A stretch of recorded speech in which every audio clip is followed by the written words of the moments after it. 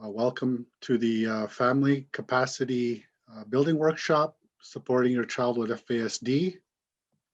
My name is Randy White. I am the cultural clinician here at Firefly in Kenora, Ontario, and I'll be your host for today. We very much appreciate you being here and hope that you're all staying safe and healthy at home. We have over 67 attendees from across the region joining today, and we're all really excited to have you here. Before we start, I just wanted to do a land acknowledgement.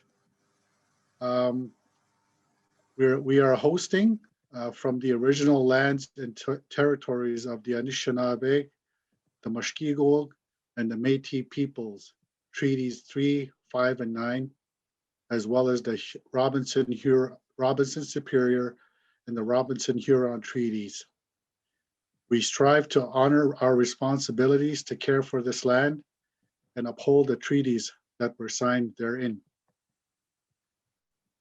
This event was hosted by the Coordinated Service Planning Provincial Network. The network comprises a consortium of 28 coordinated service planning lead agencies from across 38 regions in Ontario. As sponsors for the workshops, with funding from the Ministry of Children, Community and Social Services, the network comes with extensive knowledge of FASD in terms of research, the provision of clinical and family support services, and the delivery of the FASD worker program. Some general housekeeping for today. This presentation will be about 2.5 hours long with no intermission. At 2 different points in this workshop, you'll be asked to join a virtual breakout session to participate in an activity and discussion. You will be given instructions on how to do this during these times. Throughout the workshop, the presenters will provide an opportunity to ask questions. If you have a question, we ask that you type it in the chat box. When you submit the question, please let us know which presenter the question is geared to. We may not have time to get to every question, so if that's the case, you can send it to an email address that we will share in the chat near the end of the presentation. This event is being recorded. Please turn off your camera if you do not wish to be seen in the recording. Please mute your microphone while the presentation is in progress. Use the chat for questions and comments and for any technical difficulties. We're here to help. Please reach out if you have any questions during the event. We have other presenters joining me today. Eric Marais. Did I say that right, Eric? Marie, close enough. Sorry. Okay. He's an FASD coordinator at Surrey Place in Toronto. Cereena Rose. Cereena. It's all good. 2 mistakes now. Sorry. Who's an FASD consultant with the Children's Community Network in Sudbury. Oh, there's another one. Liane, Guenette. Did I say it right? Well done, Randy. All right. Who's an FASD worker at Cochrane-Temiskaming Children's Treatment Center. And Kim Stewart, who was a New Beginnings FASD coordinator with Noonjum. You're probably going to have to help me with this one. No Dwin Tag, Place for Healing. Hey, okay. Thank you. And helping us during our breakout activities and monitoring our Q&A chat is Chrysta Wood, who is an FASD worker with Firefly, supporting children and families across Kenora and the Rainy River districts. So again, I welcome you all. Chimigwich for joining us, and I'll hand over the spotlight to our first presenter. Miigwech. Hello, I'm Eric Marier. Randy, that was a great introduction. Thank you for that. So let's get started. What we want to do today is we'd like you to be able to walk away with 3 of our learning objectives. And the first is learning how to best identify when your child's strengths can accommodate them during challenges. And also learning how to best assess when advocacy is required for your child. And then last is learning how to best detect when to involve your child in solving challenges. So you'll see these 3 letters appear throughout today during the presentation. So you might see the green S appear during one of our strategies, maybe during one of our accommodations. And really what we're doing there is we're just calling back to the learning objective of strengths, of learning how to best identify when your child's strengths can accommodate them during challenges. And the same for advocacy and the same for participation. There's a lot of terminology today and a lot of clinical terms that we tried not to put into this presentation, but sometimes they do slip onto the slides. So if you have any questions, there will be some times during the presentation today where you can ask some of those questions. So please ask for clarification wherever you need it. So one thing that we want to say right off the top, and it's probably the most important thing that we want to get across to you today, and that is to stay connected to your child. Your relationship with your child is more important than getting the math homework done. It's really a foundation on which to build problem solving. And as much as possible, we really want you to start problem solving together with your child. There's been a lot of time probably spent with your child this year during COVID. I'm sure a lot of you were working from home or living at home as your child was doing online school, probably in the room next to you. So we've gotten to spend a lot of time with our child. What we want to do is just to encourage you to remark when times are good, when you're having those moments that are peaceful, when you're having those moments where you're really engaged with your child or your teen, or you're having fun or you're having a great conversation. Remark on those times and let your child know that these are good times, to start labeling those times as good times, because your child may not know, may be going through a lot of their day-to-day where things are being labeled as a problem, where things are being labeled as a challenge. We also want to start labeling those things and put a lot of focus on those days where things are good, on those little moments where things are good. So they start to recognize those. So they start to see that that's also part of life. Part of life is also enjoying those moments, right? It's not just thinking about all those problems that maybe pop up, some of the challenges that pop up during the day, right? We place so much focus on those. Dr. Ross Greene, who wrote The Explosive Child, some of you may know him. What he wrote is a lot of times when we see behaviors in our children, it's because they're not able to cope in that situation.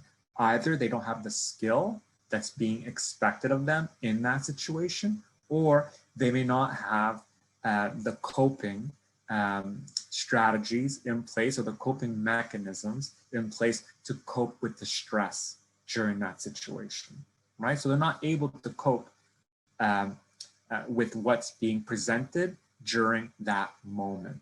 And so what Dr. Ross Greene is proposing is that we start to look at what might be causing those situations, what might be the strengths, what he calls lagging strengths that we might need to, or lagging skills, sorry, that we might need to build up into strengths for our kids. So what he is proposing is that we support our children to either learn a new skill during those situations so they can better cope with that situation, or just to support them during the stress of that situation, rather than trying to control or modify their behavior through the use of rewards or through the use of punishments, right? In the past, our parents may have encouraged us to do something by giving us a reward, or discouraged us to do something by, threatening a punishment. Well, we know with kids with FASD that consequence-based behaviors don't often work, right? So when we use consequences like rewards or a consequence like a punishment, it doesn't really affect that if the child will do that behavior again in the future. It's better to just support them through those skills that they're lacking, or support them to cope with certain stressful situations. So being there for them in those situations. And ask your child, involve your child. Here, we're going to be detectives with our child to try and find out what some of the causes might be for some of the challenges that they're facing day to day. And ask them, do you have any ideas that might help when, maybe they're having a tantrum every morning during their morning routine? Asking them, is there something that we could do that we can put in there when you're tying your shoes that would help support you, right? Because I've noticed this is when maybe you're getting upset, or I've noticed this is usually when you start crying. So again, this idea of being detectives, trying to figure out what the cause is for some of the behaviors, for some of the challenges, and solving those lagging skills, right? Those problems, instead of just seeing the child as the problem, because the child's not the problem. The problem is that they may not have certain skills to meet certain expectations.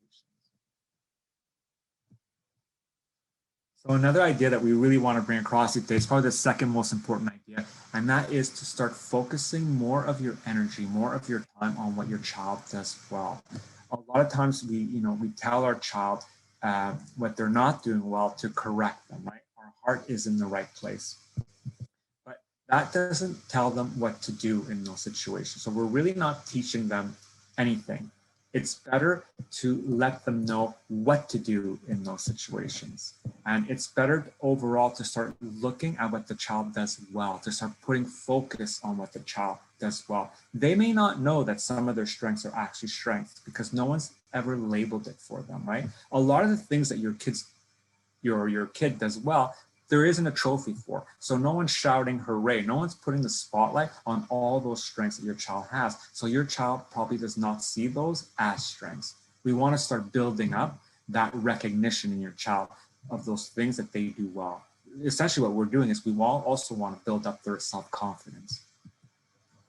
So being strengths focused is focusing on your child's strengths when they need to know what their strengths are. They need to know what their strengths are when they're talking to employers, so that employers will be able to play to those strengths.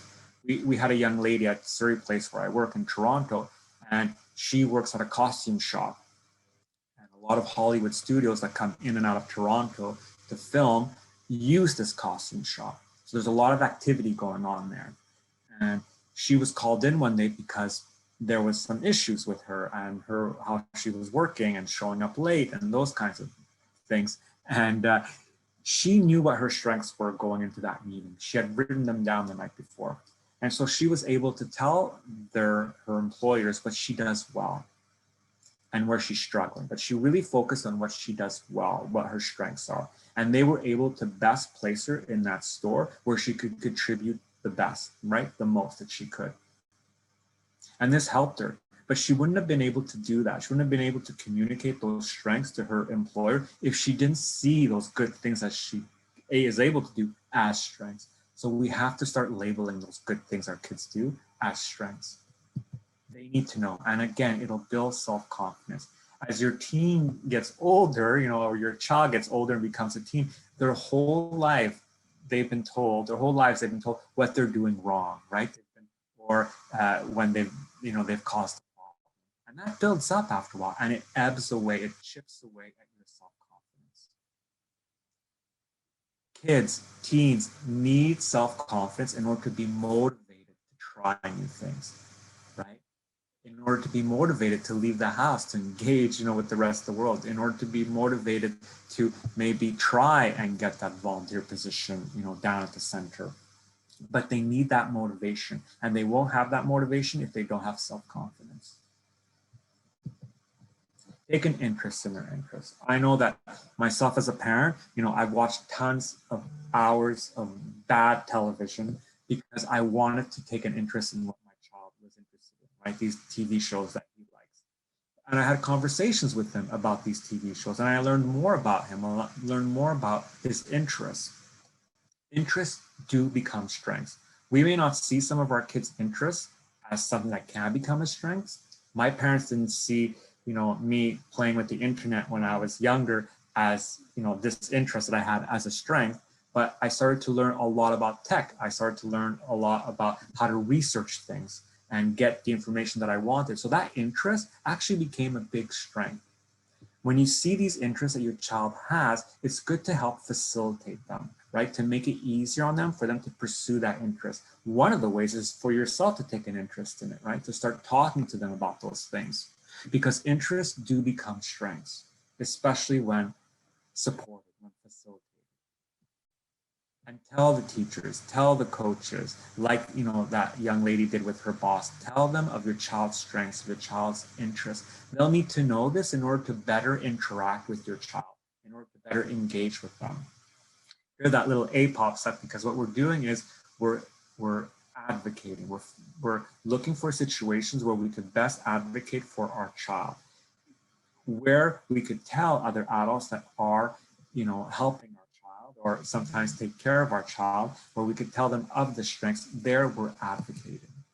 Provide these folks like coaches, like educational assistants, with something like an all about me sheet, which you could find in the resource list that we'll tell you about later on in the presentation today. And this all about me sheet, you can also find by Googling all about me and FASD. What it does is it asks you to list different things about your child that might help other people who are interacting with your child, like a teacher, like a coach. And one of the things that you do is you do start to list some of those strengths. Your child does amazing things all the time, and no one tells them, right? Maybe your child is someone who works very hard. Maybe your child learns by doing. That's a big skill of theirs. They're a hands-on learner. They learn by doing it along with someone else. And then after a while, they're able to do it on their own. Maybe you have a daughter who won't quit until she's finished something. You sent her out to go shovel the driveway, and it's dinner time. You call her inside, and she won't come in until she's done finishing that driveway. That's a strength. Maybe you have a child that's often in the moment and they enjoy activities to the fullest, and then it spills out to other people around them. They're quite engaging to be around. That's a strength. Maybe they're a captivating public speaker, or they're a funny storyteller, and we think, oh, they're just a showboat, they're just showing off. Well, speaking in front of a large crowd or a small crowd and engaging that audience, that's a strength. Not a lot of people can do that. I'm still learning to speak in front of audiences, right? It doesn't come that naturally to me. But if it does in your child, or if your child is working on something like that and is able to do some of it, that's a strength. We should recognize that as a strength. Maybe your child is a strong visual learner. They learn by seeing other people do it, or they can follow instructions that are accompanied with pictures, right? There's just a very strong visual learner. They need to know what it looks like before they can do it. Maybe they're creative. They've got that creative spark that gets group projects going. Maybe they're in a group project at school and no one can get started. They don't have an idea, but they're the ones that get that idea going. Maybe as the project rolls along, they need support with those other steps, but to get it from square one forward, they were the person to do it. That's a strength. Maybe they easily make new friends. You might have your child, maybe when they were 2, they would walk into a park and within 30 seconds, they're holding the hand of another 2-year-old child and no words were spoken, right? And they're that kind of person that are just very open to making new friendships. That's a strength. Maybe they're amazing with computers, with tech in the home, and they're able to turn things on and off that you can't figure out yourself. And, we might think, oh, it's just their generation. No, that kid had to learn that, and they did. That's a strength. So keep track of your child's strengths. Be that detective, be a strengths detective. What we ask a lot of parents to do is to keep a strengths inventory. And you can keep that list in a journal, maybe that where you keep track of all the appointments you've had concerning your child, or the people you've talked to regarding the services your child is receiving. We've had parents keep track of the child's strengths in that journal, right? What we call a strengths inventory. It's very important to know what your child does well and to label it to yourself as a strength, right? And to start seeing where their interests are so that you know these are the things that I can help support, I can help facilitate, I can make happen for them. Knowing your child's strengths will help you know what to change in your environment to build on these strengths, to build on these interests. Also, it helps you become an effective advocate when you're sharing information with other adults in your child's life on how to best interact with your child, right? They can arrange their own environments to do that. We had a grandfather once who was, the teacher said it was okay for him to come into the classroom during off hours. And what he did is he arranged his granddaughter's desk away from the window. He put it up front near the teacher's desk. He arranged the desk in a way that he knew his granddaughter would probably focus more on the teacher and less on what was going on around her. So he knew what his granddaughter's strengths were, and he let the teacher know, and they played to those strengths to make it that classroom more effective for her, right? To make it a much more engaging environment for her. Also, keeping track of your child's strengths can help you with strategies. It can help you with accommodations to challenges. We have to ask ourselves, can some of my child's strengths be used in accommodations to certain challenges that they have, right? Always go through that strengths inventory and see if you can sort of connect it to some of the different challenges that they're having in their life. See if you can sort of use that as a way to help support that challenge, right? What Dr. Ross Green would call a lagging skill. I like focusing on the child's strengths because it helps them start to focus on the good stuff in their life, right? I like to focus on my child's interests because it helps that child start to also see those interests as part of something positive in their life. If you have a teen and maybe they become in trouble with the law, or you have a younger kid who's always in trouble at school, that becomes a big area of their life, and they start to see life through that big area of problems. It's not a good way to live, to see life through that. It's best to start to develop other areas of their life that are positive. And when you start to focus a lot of attention on their interests, on their strengths, and you put a spotlight on that, it helps to grow that area for the child and for yourself too, right? You start to see the child differently yourself. But there's all these other areas now that the child is experiencing life through, not just that problem, that bubble full of problems. It doesn't mean that we're not paying attention to those issues. We're still addressing those, but it's not the only thing going on in the kid's life. There's all these other areas that are also going on in that child's life. And the child is sort of experiencing life through all these different things, not just experiencing life through all the problems.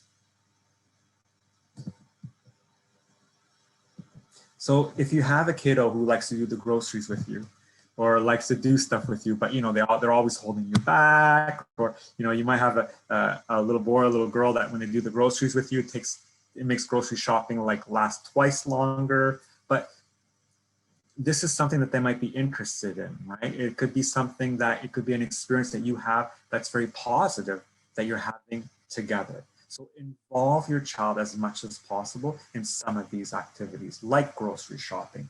The more activities they have like this, the more activities where they're contributing in a positive way, the more those different areas of their lives will grow, not just that problem area, right? And, in those interests that are growing, some skills are being developed too, right? And some of those skills might help address some of these issues that are happening in that big problem bubble. So focus and engage your child using their strengths, using their interests. Your child doesn't benefit or doesn't feel like they're benefiting from the tantrums, from the fights. It may look to us like they're being manipulative and they're trying to get something from doing those things, but they're not enjoying being upset all the time. They would rather have positive experiences and they would rather have them with you. So involve your child using their strengths. Maybe if they like to be outside or active, involve them in shoveling, in raking. We might think shoveling and raking is not something that's great to do, but for an 8-year-old to be able to contribute to the family doing those things, that could be quite meaningful. To hold that big person shovel and being able to remove snow and being told, wow, good job, you're really helping out here. That could be something that's quite meaningful to the kid, and they start to see themselves a bit differently. If they like to be helpful, have them take out the garbage. If they like computers, phones, maybe have them find some information out for you, like store hours, the weather, what's coming out on Netflix next. And use tech as well to assist them. Maybe you have a teen who really likes their phone. Maybe they could use a really cool calendar app that has really cool reminders that pop up on the home screen to remind them of appointments, to remind them of when the test is coming up, to remind them what's for homework tonight. If your teen likes phones, show an interest in the apps they use. And again, find the time whenever you can during the week. It doesn't have to be these long, huge periods of time, blocks of time. It could be little moments here and there where you're trying new things together, where you're doing activities together. Trying new things together, you might find something that turns into an interest for a child, and then you could do them for longer periods of time after. Or you might try something new for a short period of time, and it's already a strength that you and the child did not know about. And then they might be more, encouraged or more motivated to keep doing that thing for longer periods of time. And finding those little moments during the week to spend time, have those positive interactions with your child. A lot of the times that we spend with our kiddos tend to be when we're trying to resolve a problem. And we don't want, and that's very important, but we don't want that to just be the times that we're spending with our kids. We should also be making a bit of time to focus on different areas of their life. I hope that helps. I will hand it over. I will unshare my screen, and I will now hand it over to Cereena, who will talk a little bit more about the brain functions that are affected by FASD. So according to CAN FASD, so I'm going to talk about the brain domains, okay? So I'm going to talk about the brain domains associated with an FASD diagnosis, okay? So before we do that, I just want to take a moment to just recognize what FASD is described as, okay? And this is from CAN FASD. And CAN FASD is one of our leading researchers in Canada in regards to FASD research, okay? So they're always doing a lot of work. They're great advocates. So I encourage you to look up CAN FASD for more information. But FASD is a lifelong disability that affects the brain and body of people who are exposed to alcohol in the womb, okay? Each person with FASD has both strengths and challenges, and Eric did a great job outlining the strengths, and will need special supports to help them succeed with many different parts of their daily lives, okay? So that's how CAN FASD likes to explain the FASD diagnosis, okay? So there's 10 brain domains that are impacted by FASD. And these are academic achievement, attention, cognition, language, memory, the brain structure and function, so that's the neural anatomy, executive functioning, adaptive behavior, so that's social skills, social communication, the motor skills, and affect regulation. Okay, so these are the 10 brain domains that are impacted. And not every child will have challenges in all of these areas. It's important to recognize that FASD is a spectrum, okay? In order to get a diagnosis of FASD, it's an impairment in three or more of these brain domains, okay? So that would rule in an FASD diagnosis. So we're going to break these down for you further, okay? So we have, so we have your control, so your behavior, and so things like attention, affect regulation, and executive functioning are responsible for helping you control your behavior and emotion, okay? So when there's problems in attention, the child may be easily distracted, difficulty paying attention, or sitting still. That there could be some problems with that, okay? Affect regulation may have difficulty controlling and adjusting to emotions. This includes anxiety, depression, and mood imbalances in the severe range. And this is identified in the DSM-5, okay? If there's problems in executive functioning, you might see, you may have trouble with planning, sequencing, problem solving, and organization, maybe impulsive or hyperactive, difficulty understanding cause and effect. So if I do this, this is going to happen. Challenges with transition, so really struggle with leaving one activity for the the next, okay, or going, sometimes leaving places might be a real struggle at home, in school, and in the community. Often repeats mistakes, so yeah, so they often have trouble learning from mistakes. So and difficulty with concepts, abstract ideas, consequences, and managing times. So this is sometimes why Eric was saying earlier, like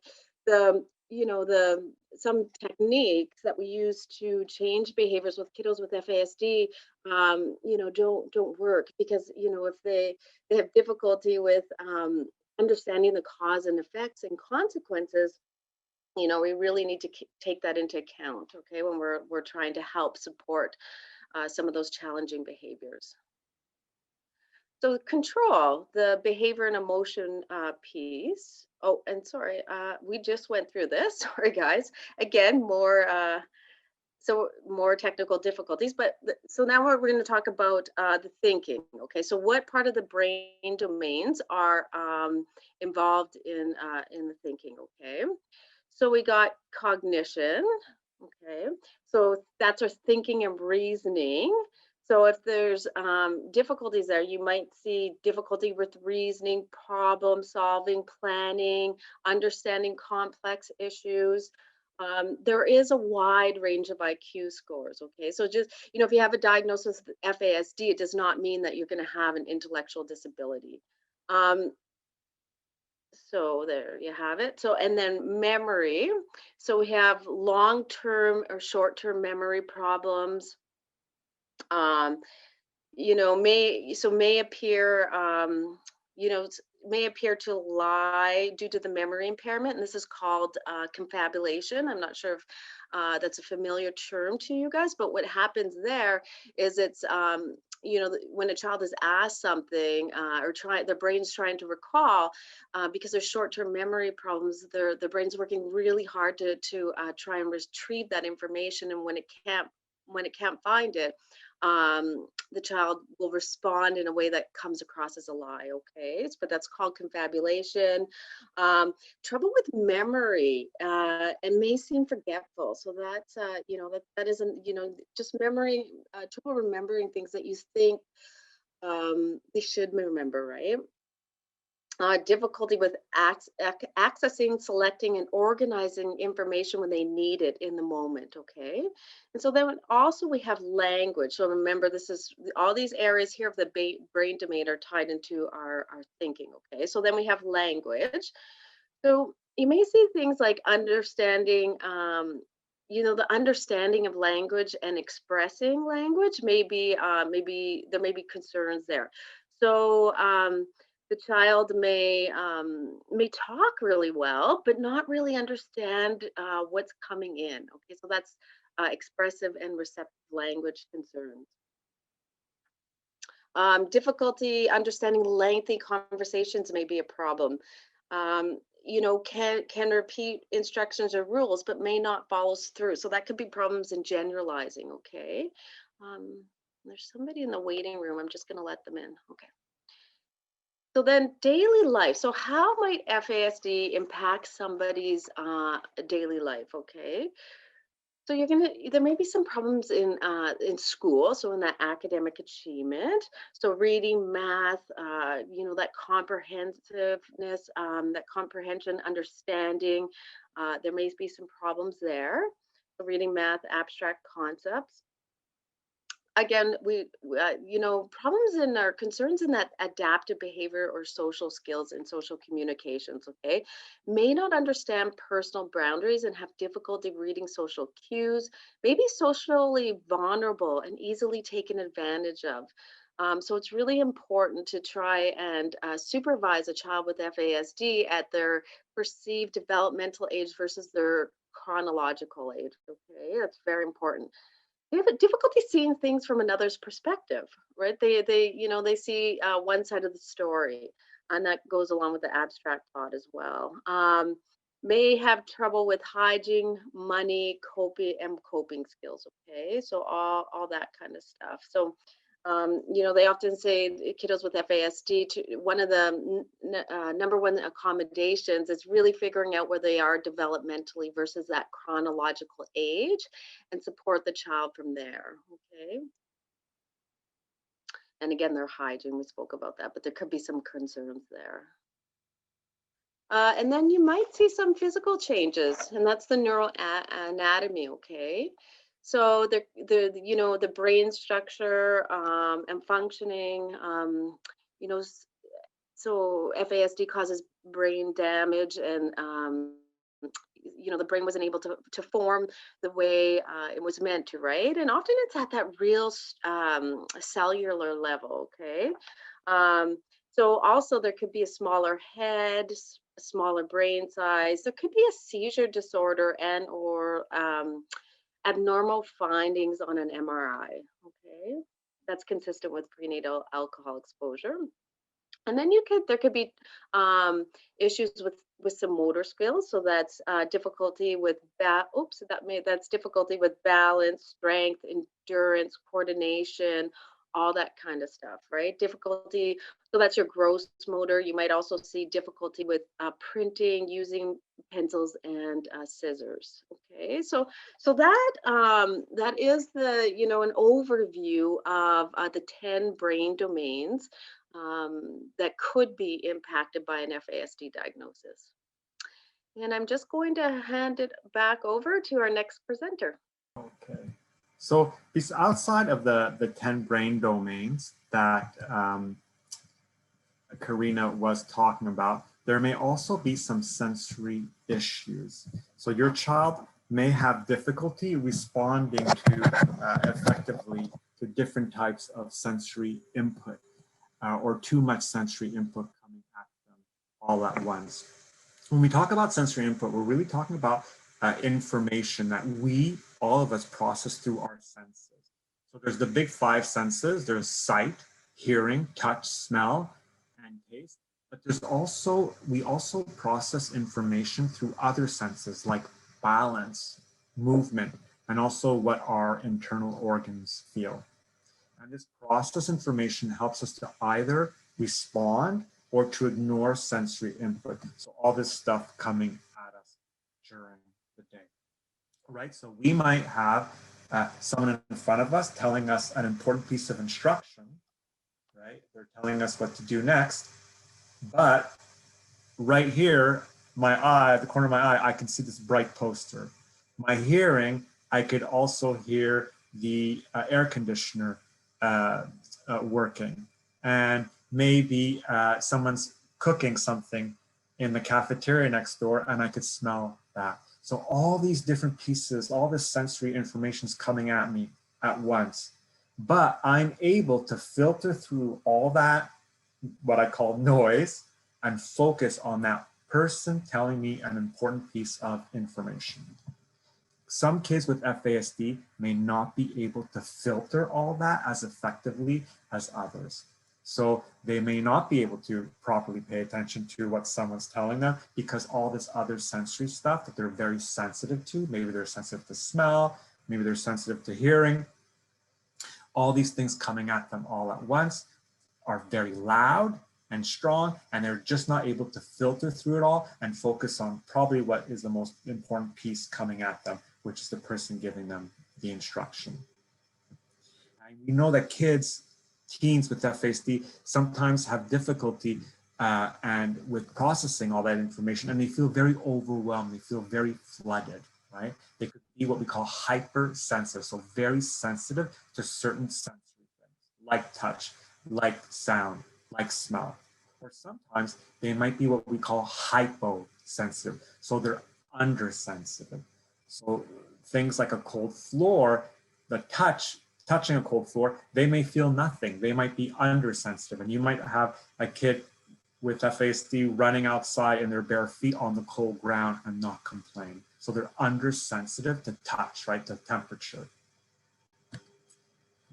Again, when kids have difficulty with sensory input, they may have difficulty, especially our younger kids, with communicating those difficulties to us. So it might look like a bad behavior to us, right? You might have a kid yelling and screaming, they don't want to put on their shoe or they're not listening to you. But what might actually be happening is the tag at the back of their shirt is bugging them so much, rubbing against their skin, so they're sensitive to touch, that they're not able to focus on everything else around them. And they're not able to communicate this sensory need to you, this sensory challenge that they're having, or they might not be able to communicate appropriately to using words. They might just have a full meltdown because there's just too much happening to them all at once. So that looks like a bad behavior to us. So how could we help those kiddos? So again, we're bringing this theme of playing detective. So you have to be detective here as well. Kids aren't always going to be able to appropriately express these sensory needs to us. So we figure it out by what they're doing, and then we can try some things out to help support what we feel might be a sensory issue and see if that helps the overall situation. But an occupational therapist can help you if you feel that your child has sensory issues. So please keep that in mind. Okay, so we're going to do an activity, and hopefully Zoom won't fail us in this activity, because what we'll do in this activity is we're going to do breakout rooms. And what that means is you'll be placed automatically, virtually, into a smaller virtual room. So there'll be less people in that virtual room. So we're going to be putting people randomly in these smaller rooms so they can have a discussion among a smaller group of people for this next activity. You don't have to do anything. You don't have to touch anything on your computer. This will happen automatically. We'll do the activity for 10 minutes within our smaller group. And then at the end of the activity, automatically, you'll be placed back into this virtual main room for the rest of the presentation. For the activity, what we're going to do is we're going to look at a scenario. I'll present you the scenario on the next slide. It's of a little girl named Amy, and she has a diagnosis of FASD. And what we're going to do in our activity with our smaller group is we're going to be detectives, and we're going to try and figure out where some of the challenges that are taking place in Amy's life might be coming from. And during the activity, we'll also provide you with, on the screen, a guide. It'll be a chart of the 10 brain domains that we touched on. So we're asking you, just have a discussion, just try and see, by playing detective, what brain domains might explain what might be happening with some of the challenges Amy's family is seeing. So often these brain domains are simplified in how they're presented, and we know that they overlap a lot when we look at symptoms, when we look at functioning. So it might be more than one domain that helps explain some of the challenges in Amy's life. And we also know that not every single problem in a kid's life can be explained by FASD, can be explained by these 10 brain domains. Some of it might be a sensory issue, or some might just be something going on in life, right? A life event or a life change. So talk about those things in this activity with your group. And I'll present you with Amy before we go. So Amy is 8 years old, and when her mom asks her to do something, she says no. When her mom takes her by the hand to make her follow through on an instruction, like brush your teeth, Amy screams and cries and runs to her room and slams the door. At school, Amy fidgets in her chair and sometimes walks around. Other times she doodles while the other students are working. Her drawings can be quite good, and she can tell you imaginative, big stories around her drawings.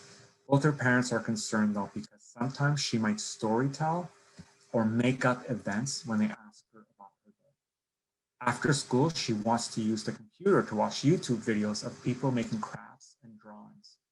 She can be quite messy when making crafts. She screams when her parents don't let her, and she also might run to her room.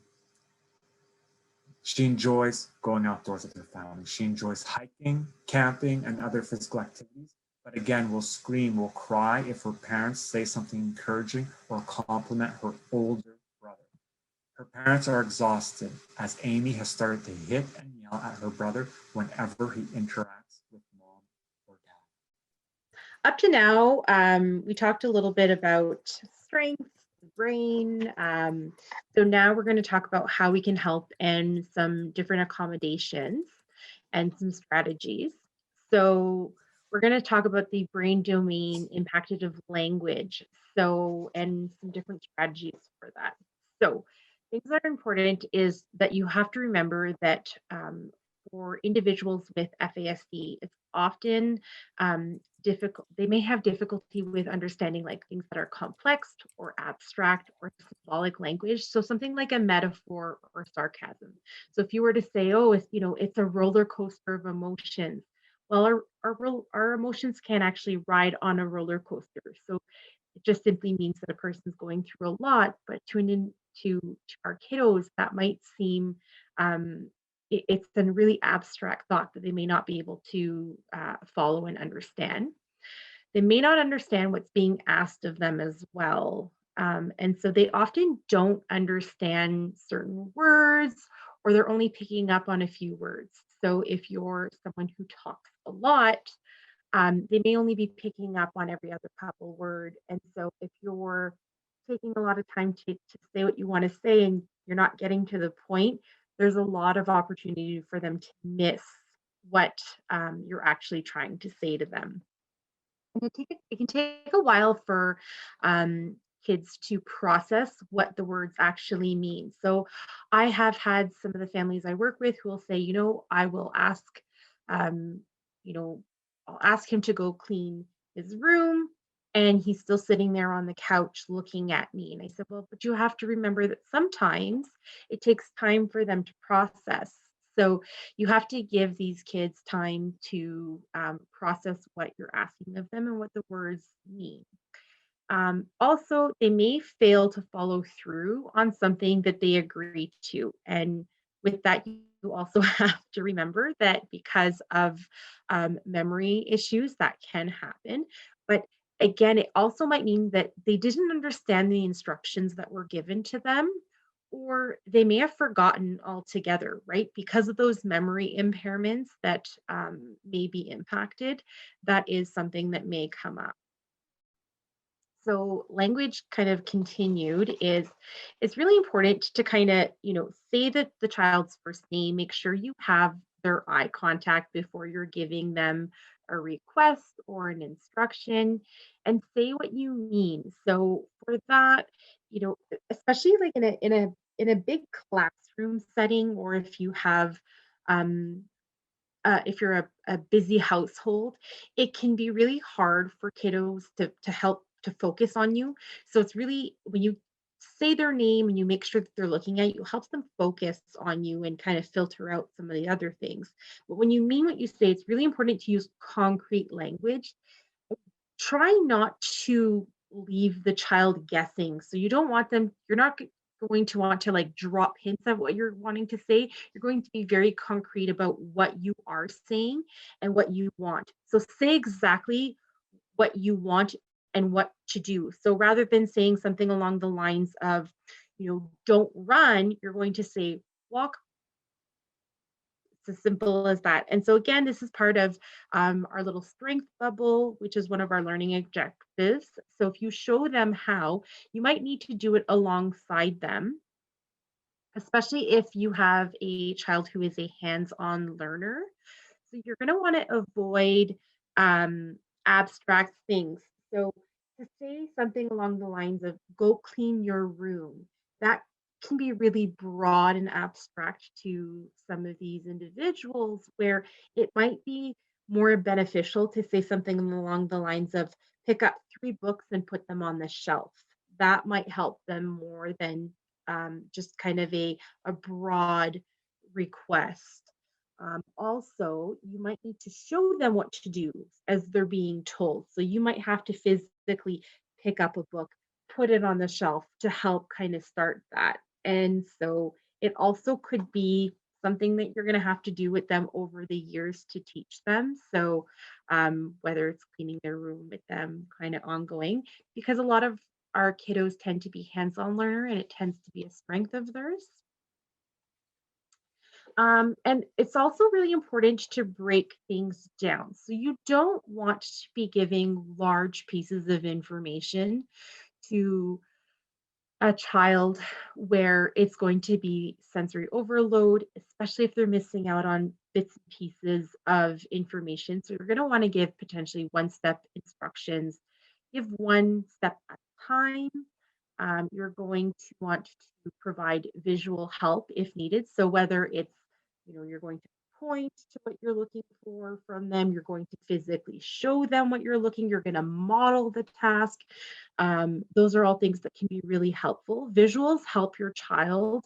Again, it can help bring the information into a visual format for them, right? So it helps accompany the words when you're providing a visual cue. So some kids have difficulty with language. It can be one of the brain impacted impairments. So if language and verbal skills is not one of the areas of strength for them, then again, you might want to look at those hands-on pieces. And so there are some, in our resource list, there is a website for some free visuals that are going to be listed as well. And again, you want to give time for the child to process what you're asking of them. So we know individuals with FASD can process information at a slower rate and auditory information at a slower rate. So for us, often when we say something, it's instantaneous for our brain to take that and break down what is being said. But for our children with FASD, it might take more time, especially new information that takes more time to break down and know what is being asked of them. So you're going to want to allow your child time to process the information before you're expecting them to act on it. And also be patient that they may not understand. Sorry, I went too far there. They may not understand what is being asked of them right away. So they may not understand the first time, so you might need to repeat yourself. Another brain domain impacted is memory, and some strategies for that is because we know our children have difficulty remembering information, and it can be difficult to retrieve information or retention. You have to think that it's almost like a file cabinet, that sometimes the information is filed exactly where we left it and we can access it easily, but at other times it's like that child goes to the file cabinet and all of a sudden the information isn't there. So sometimes it can be really difficult for to make use of our information. So you're going to want to use like in the moment learning, and also kind of when they need it. So it's not expected, they don't necessarily need to remember everything right off the hop, but as they need it, you might need to do that. So there may be some inconsistent learning. Oftentimes it is not uncommon for an individual with FASD to be able to do something one day and then the next forget what they were, that task. So it's almost like they're having an off brain day perhaps. So one day they may know how to load the dishwasher and then the next day they don't even know where to begin. So that's not uncommon. So you may need to repeat and reteach these things to them on a frequent basis. So additional memory accommodations that are helpful are to use reminders. So ask them visuals are also something that can be really helpful. So this is again something that can be part of the participation that you can ask. You can ask the individual, what would help you with your morning routine. And so if they say a visual, something visual would help them, then you could ask them, and then where would it be helpful for us to place this? Oh, it would be helpful for me to have this in my room so I know what I need to do to get dressed every morning. Okay, so then we have two examples here. And also ask if they need your help. So then you can show them that you want to show them that asking for help is okay. This is also part of advocacy. So you want to teach that it's not a bad thing to ask for help. It's okay to ask for help. And so you want to teach them that asking for help in different environments is okay. So whether it be their teacher, their coach, whether it be with a respite worker, with a family member, it's okay to do that. And we want them to do that because we don't want them to feel like they're not, that they can't ask for those things, right? And oftentimes our kiddos, if they aren't taught that asking is okay, oftentimes they may not ask because they don't want to appear stupid. And I hate that word, and it's not a word I'm a fan of, but a lot of times our kiddos rather look like silly, or they just won't ask rather than asking than saying they don't get it. So teach these kids to ask for help. It's a really important step. And then use repetition. So you're going to reteach skills. You might need to pre-teach or prime ahead for certain skills.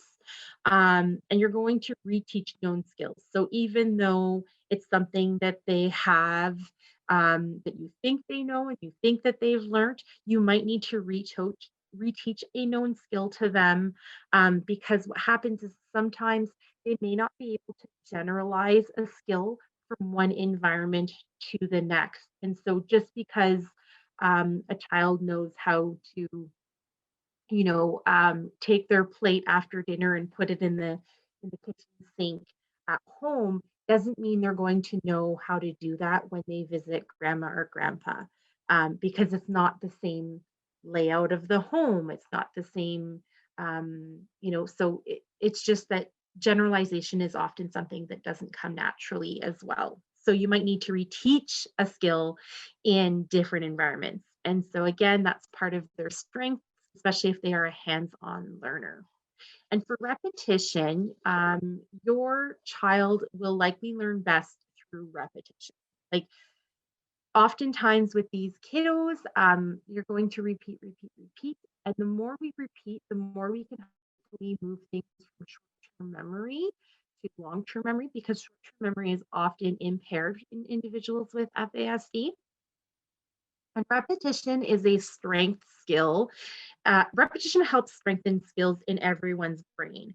And so for those, especially with memory difficulties or impulsivity difficulties, this is something that will be helpful.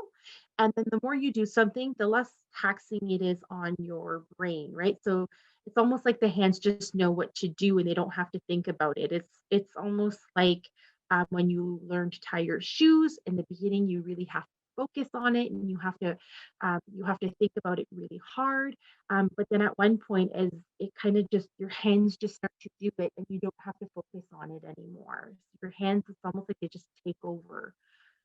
So repetition can be a positive experience, so especially when it's not forced. So you don't want to force a child to sit and do something for hours on end. So it is more helpful when it's done naturally in a natural environment. So when the task is needed. So you're not going to make a child sit and work on tying their shoes, 30 minutes a day. What you're going to do potentially is that you're going to give enough time so that it's scheduled into your routine. So you want to build it into your routine. You want it to be consistent. So for that, if every morning you know that that child needs extra time to work on that skill, then you're going to give that extra time so that they can work on it, they can practice it, and they have enough time for if you need to help provide them some support in that environment as well.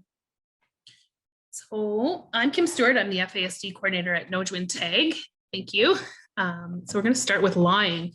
Now, it's not really lying, it's confabulating, but at times people might think it's lying. So that's why we really like to talk about it. Due to problems with memory, your child may be confused about what's really happening or what's really happened. May retell events in an incorrect order. May feel ashamed for not remembering, so make it up to cover. May confabulate to fill in pieces they forgot or misunderstood.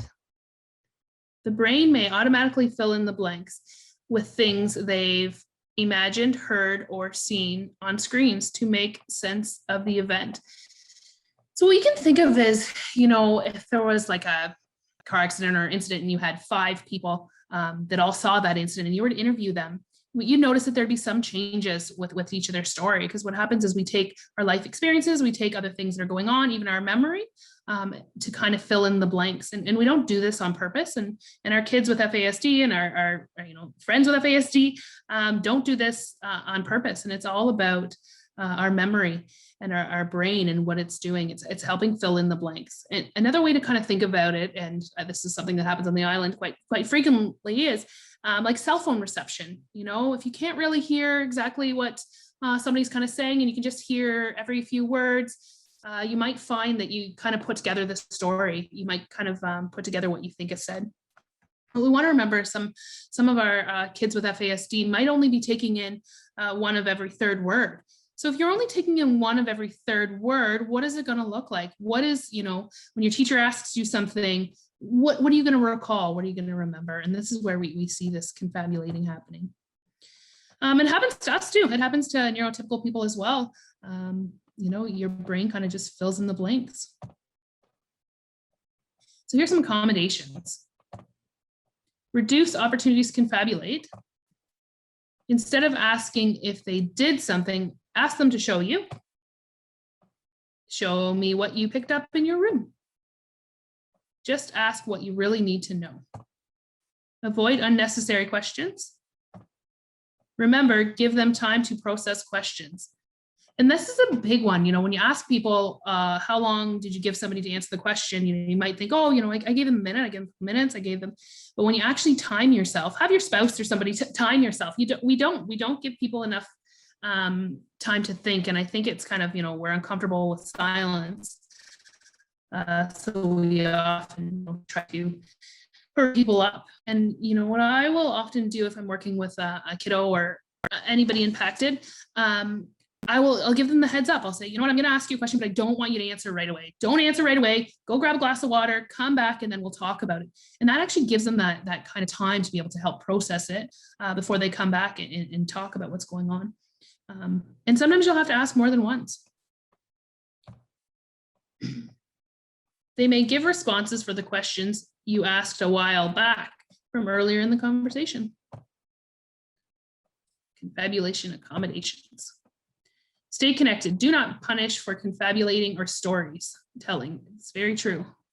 And we also want to keep in consideration that there are different cultures out there that view storytelling and view confabulating and view lying and view things different.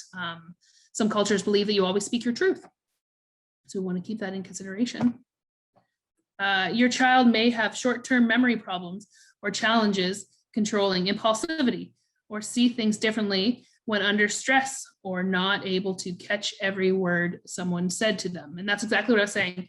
One in every third word. Well, if you try to have a conversation and really think about that and what that's like, how can we expect somebody to be able to know everything that someone said, right? Consequences will not decrease the confabulation. It will only frustrate your child.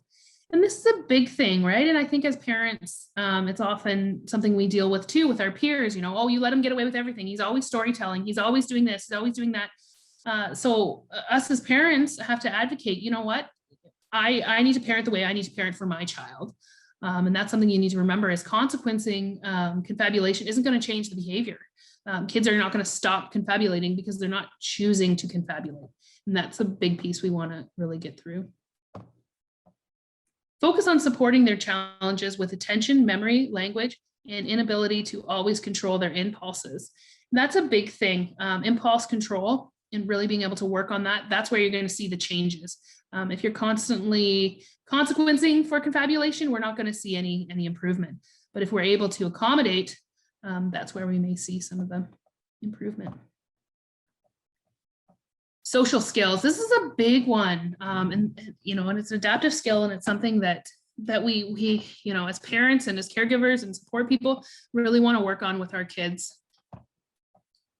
Your child may act younger than same age peers. So a starter strategy, I call it, when I'm working with a kid that has FASD or a child that has FASD or may suspect to have FASD, is cut their age right in half. Start there, you know, support for that half age, support, supervise for that half age. And that has to do with the social skills as well. So if you have a 10-year-old, I want you to, you know, support them like a 5-year-old. I want you to supervise them like a 5-year-old. I want you to set up play dates like a 5-year-old. And start there. You know, if your child is above and beyond, that's great. Then they will just exceed that. And always, if you have your diagnosis, you know, really read that report. They may attempt to gain attention inappropriate or invade peers' boundaries. Yes, we can see this happening a lot. And also I think there's some sensory stuff that can happen too. I worked with this wonderful little girl, would hug so tight, you know, and she would hug tight, and she had a younger brother, and that this became an issue, right? When she would go to hug her younger brother, she would squeeze him too tight, and it ended up being this sensory disorder, processing disorder. So just being aware of that and then supervising to that. So we knew that, you know, if sister needs to be around baby brother, that supervision needs to happen. They may be teased or rejected. This is hard as a parent. Nobody, you know, nobody wants to see their child hurt socially, physically, any of that kind of stuff. And I think it's hard, you know, when your child has been teased or even just having rejection, it's hard. They may be bullied or told by peers that to do things they are not always allowed to do. This happens a lot. Unfortunately, sometimes our kids can be victims. They may be vulnerable to predators posing as friends. This unfortunately, you know, happens, and this is why we really talk about, you know, supervision, and we talk about setting up play dates and stuff for this, you know, half age, and really just supervising. Social skills and accommodations continued. Teach by practicing these scenarios with your child. Absolutely. Managing bullies, walking away, talking to an adult, play in schoolyards near supervisors, handling rejection or frustration with peers, personal boundaries, turn taking and sharing. So I'm going to just break these down. When we talk about, you know, in the schoolyard near supervisors, if you have, you know, let's say you've got a new student and you know, maybe they're in kindergarten, taking that time to really work with your school and making sure your child knows who is the person, you know, did they wear an orange vest? So maybe having your child meet with the schoolyard supervisor that has the orange vest and say, this is who you need to go to. And then making sure that all the school support people know that you know, that you might have to look out extra carefully for Sally, and just making those connections. Taking turns is another one we can strategize as well. I've done little things where we actually have a little timer. You know, we're setting up play dates one-to-one with a child, and we have a timer. You get the ball for this, you know, this long. The timer goes off, beep, beep, beep. It's Sally's turn, it's Johnny's turn, and that kind of back and forth.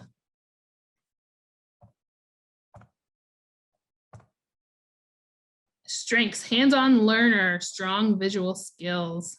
And that's our kids are concrete learners. So we really want to make sure that when we're teaching things that are visual and concrete versus that abstract. Social skills, accommodations. Avoid pro-social opportunities. Social skills groups. So yeah, so things, you know, like beavers or scouts, or, you know, there's some drum groups. Things like that can be awesome for our kids. And when we're able to create those connections ahead of time, you know, have your child come and meet the instructor, get to know the space, be able to set up, you know, kind of where the child should go if they're feeling overwhelmed or overstimulated. Recreational clubs, groups where there's extra supervision, guidance, built-in accommodations. And that's what we're talking about. And I've done this, you know, if you go to a community center with your child, maybe they can have, you know, get to know the person that's always at the front desk, get to know where there might be a calm corner. I've had birthday parties, you know, where we set up kind of a chair in the corner that if your child's feeling overwhelmed, they can go there. Be present when they're using the internet. Yes, internet And it's a hard thing to, we say this, like this is an easy thing these days, but as we know, a lot of us are working from home and parenting children who are also on the internet for school. I know myself, even my son, I thought he was working away. And then when I, peeked over, he was on some website. He's 6 years old and he was able to get on this website. It was just, a game website, but it's a supervision. It's a hard thing to do, but the internet can be, as we know, a dangerous place. Set up internet use in an open public space in your home. Absolutely.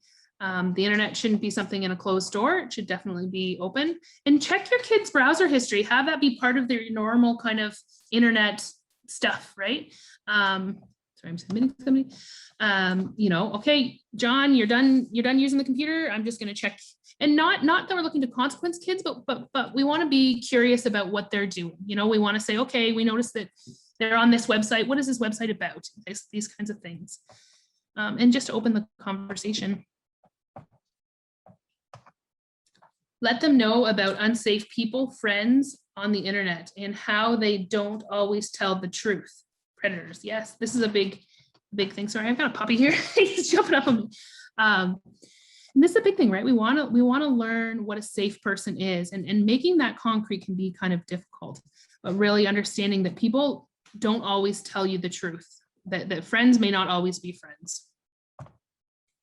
Watch out for online bullying from friends. And this is a big thing, right? This is why, if your child has a Facebook account, make sure that you're one of their friends, and kids are smart. So, make sure they only have one Facebook account. I've worked with lots of kids that, have become smart to us as parents and adults, and they have two, they have two Facebook.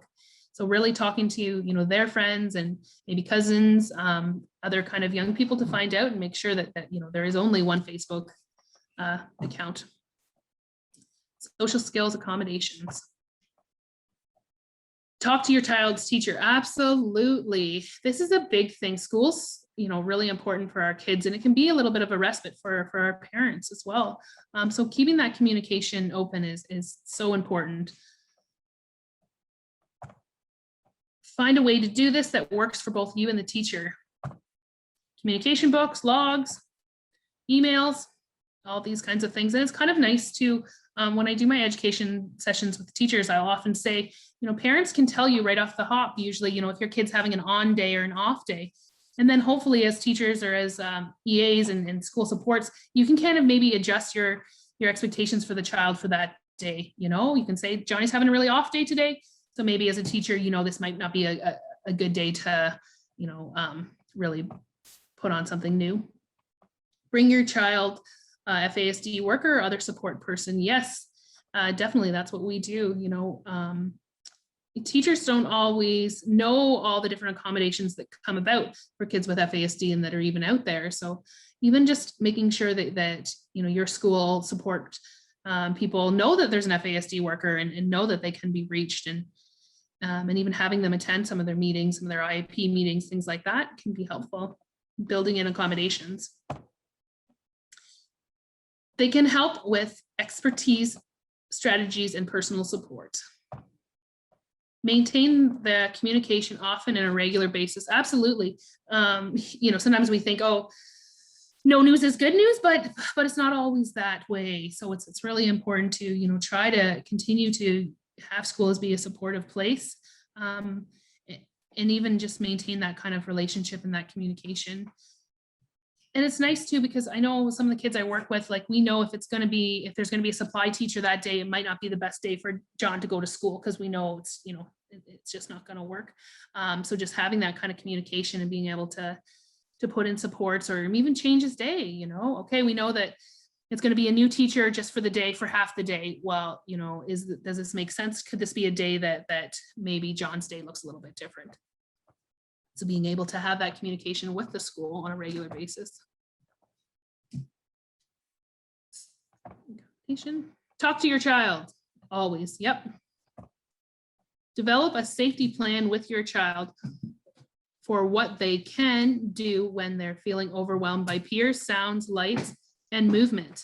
Yep, this is keep saying, yep, this is a perfect thing to do. And as your kids get older, and even right off the hop, really, have that be part of the plan. I've seen these little cue cards where they say all about me. I think we discussed them a little bit, but letting kids know about their brain and about, you know, their strengths, and so they can help advocate, and really developing these kinds of safety plans. So as your child gets older, you know, you might have them, you know, play with neighbors, like who are neighbors they can go to if something's happening, and who are those people. And I've even done things like, you know, the safe neighbors, you put a little sign in the door, or put a little, you know, poster in their window kind of thing. So your kids know, oh yeah, that's who I can go to if, you know, mom's in a meeting or something's happening.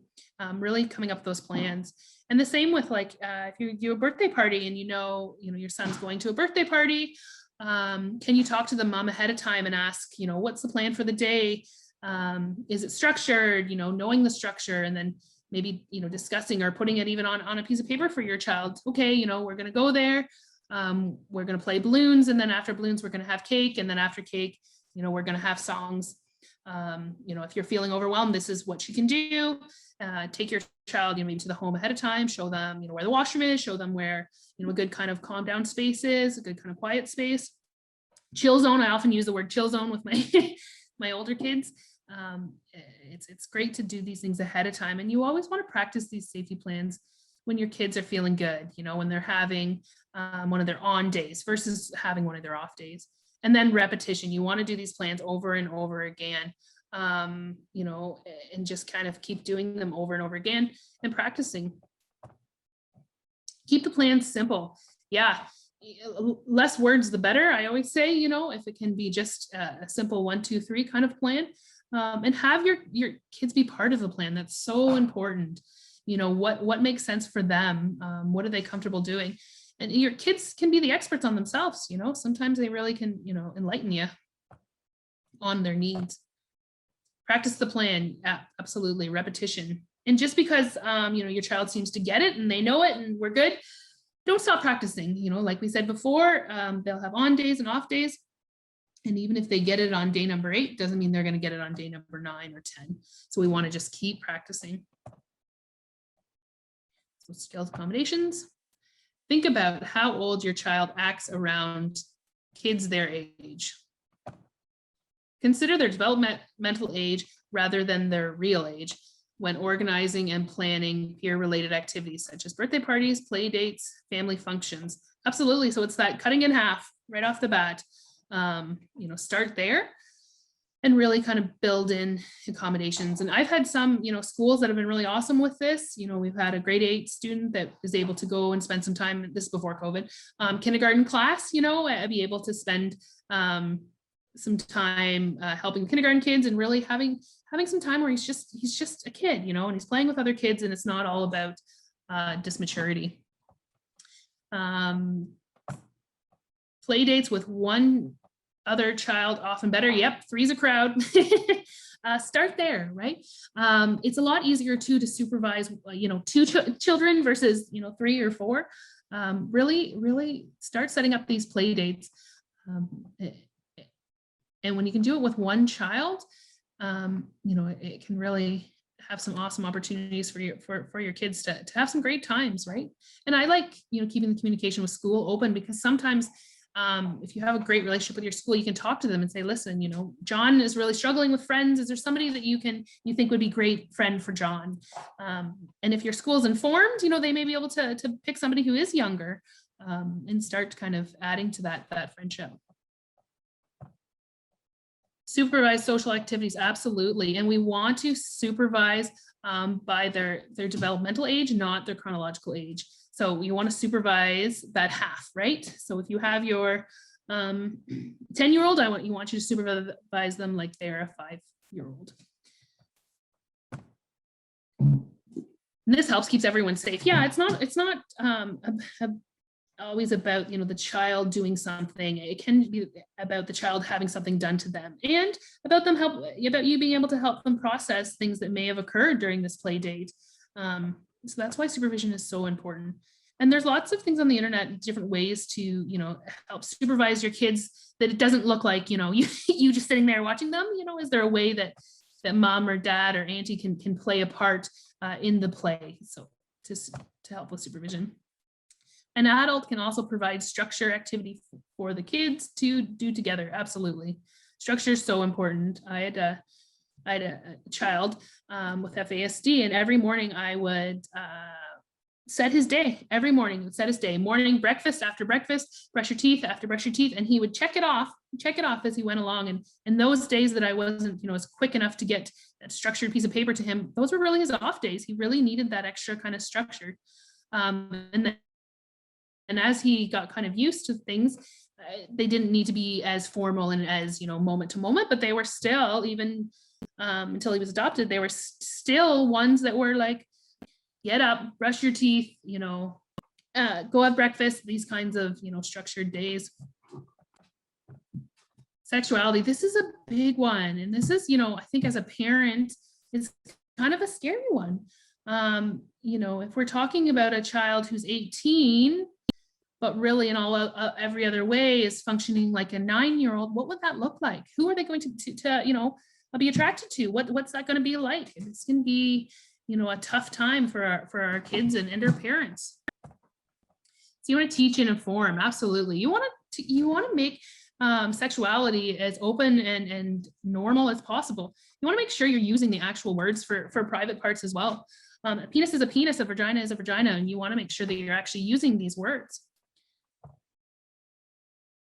Have as many conversations as needed. Yes, I know this is kind of a taboo topic, sexuality, but it's so important to our kids, any kids, and especially our kids with FASD, for us to talk, open conversations and teach. Let them know they can ask you anything. Yes, no subject is taboo. No question should left unanswered. Because what do kids do if they're not comfortable asking you? They're going to ask their friends. And this can be a dangerous path. There are some great websites out there. So this is teachingsexuality.health, and this is amaze.org. More information, less weird. I know that there were some wonderful foster parents in Kenora that did a great little talk on sexuality in kids with FASD. And what they would say to their kids is, you are allowed to have sex with people who are their older kids that are the same age as you. So something as simple and clear directions as that, we're talking about kids who are a lot older than kids, is what they needed. They needed to know where their boundaries are. And I know as adults and as parents, these can be hard conversations to have with our kids, but knowing that there are some kind of rules, right? We want to talk about boundaries is another big thing. So something as simple as if you see a door closed, you need to knock, things like that. And having these conversations often is so important. I want to acknowledge as well that today we are presenting this workshop for Indigenous families and Indigenous communities across Ontario. Often when we create these workshops, there's certain cultural viewpoints that are used, and we see things through certain cultural lenses. So I just want to acknowledge that today, some of this information, if you don't find it relevant, or you find that maybe there's a point that needs more clarification, or you'd like to make a point to one of the points that we've made, please, instead of asking a question, you could just let us know maybe your own thoughts or your own opinion on some of these things that we're touching on today, because we do want to acknowledge that when we wrote this this workshop, we did consult with Indigenous partners, and we did have some Indigenous partners help us create this content. But at the same time, we want to also leave the door open for people to give us their own thoughts on some of this material, because really at the end of the day, we want to be sharing information that's helpful for you, but also do it in a way that's relevant to you. Okay, so let me continue with the slideshow. So the last brain domain that we'll talk about today is affect regulation. Before I start, is there anyone that wants to maybe ask a question in the chat, or has a point that they'd like to make regarding some of the things that we touched on today? We have a few minutes. I thought I'd give us an opportunity to do that. Chrysta, is there any comments out there on the chat? No, it's pretty quiet in the chat. Okay. Thank you. Chrysta is doing a great job monitoring the chat. She's one of our many partners today in the background. Thank you, Chrysta, for doing that. Okay, so I'll continue, but Chrysta, I think we do have some time to answer questions as we go along. So why don't I just give you the opportunity to interrupt me if something comes up on the chat, okay? And then I'll answer that question. Or if someone has a point that they'd like to make, or maybe even a viewpoint that they'd like to share with everyone. I just want to really offer that opportunity for our audience today. So let's continue with the brain domain of affect regulation. So when we're talking about affect regulation, we're really talking about the skill of managing and controlling emotions, thoughts, behaviors in a way that best helps you navigate the world around you. For a lot of us who work in schools, or if we have school meetings, we hear that term regulation a lot. And when people talk about regulation, what they're talking about is emotional regulation, and which is falls under affect regulation. And emotional regulation refers to how efficiently and effectively a person deals with a stressor and then recovers. And all of us, we all get caught up in a wave of emotions and a wave of thoughts too that lead us to behaviors that don't help us. And our bodies, all of us, naturally produce bursts of energy to better respond to danger, or what we think is danger, right? What we perceive as danger. We call that the fight, flight, freeze response. I know a lot of you in the audience are already familiar with this term, but fight, flight, freeze is your body's natural reaction to danger. And it helps you when you perceive something in your environment as a threat, when you think something around you is a threat or is dangerous. So in the news, you might hear people say things like, he came at me and I don't know, I just pushed him to the ground. That's fight. Or I didn't have to think, I just jumped out of the way. That's flight.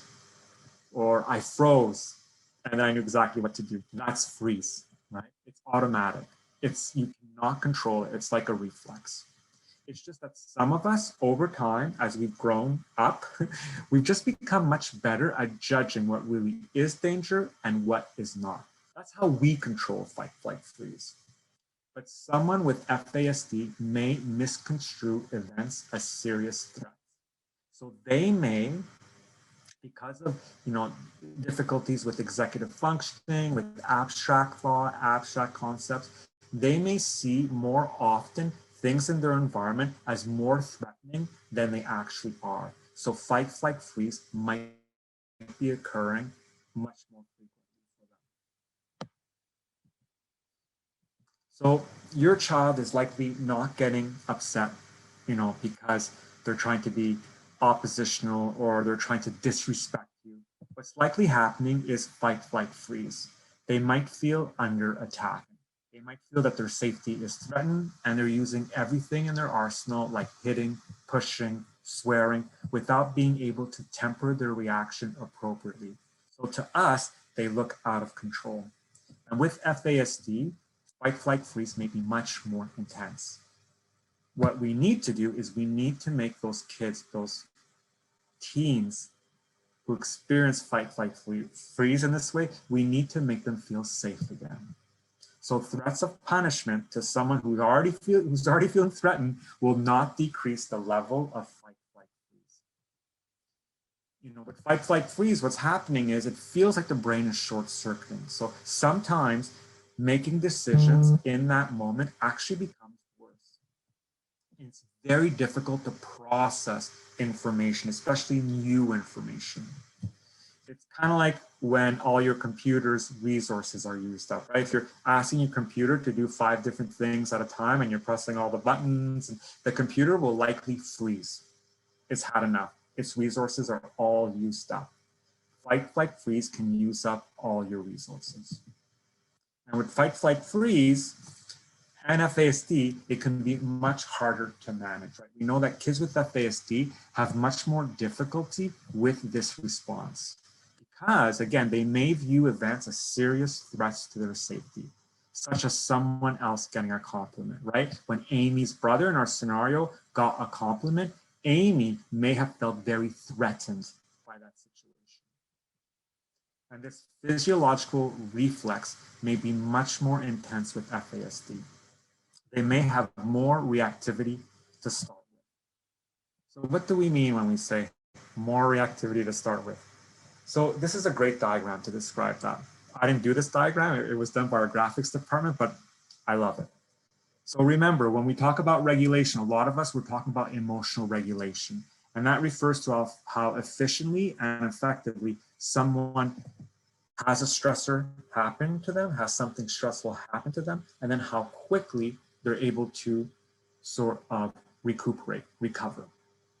So here in this diagram, the blue represents the level of innate physiological arousal and reactivity. So the blue is what's already happening inside your brain. Yellow is the environmental stress in everyday life. So person A has a typical level of physiological arousal reactivity, has a typical level of blue, right, taking place in their brain. A stressor, yellow, is added to their life, but they can manage it. The cup doesn't overflow. Person B has FASD. So their level of physiological arousal may be higher at baseline from the beginning, right? So inside their brain, there may be a lot more going on than the other person. Your child is likely working twice or much harder than all the other kids in the classroom just to keep up with everyone. So the kid next to your daughter might be getting the better grades, but your daughter is likely working much harder than this kiddo just to keep up with everything that's going on. So there's a lot more going on in her brain in any given moment. So her level of physiological arousal is at a much higher level before we would add a regular stress, right? Something that happens maybe every day. So when you add the same amount of stress as person A to person B who has FASD, they might have a much harder time to manage it and their cup overflows. Right? So the issue is that the person with FASD may have more reactivity to start with than others, and therefore reacts more to stressors. Is there any questions on that?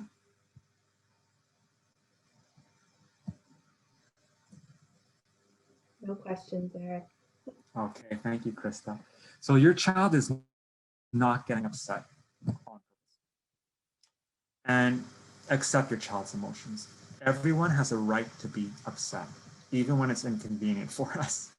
Being mad at your child or youth for having the gall or to dare to be upset will send them deeper into fight, flight, freeze, right? If we're mad at them for being angry, their response will worsen. It's better to accept their emotions, just like we accept our own emotions, right? That's a healthy thing to do. Accept your child's emotions and remain calm. And then if you want to talk about what happened, talk about it later when they're calm, when they're regulated, right?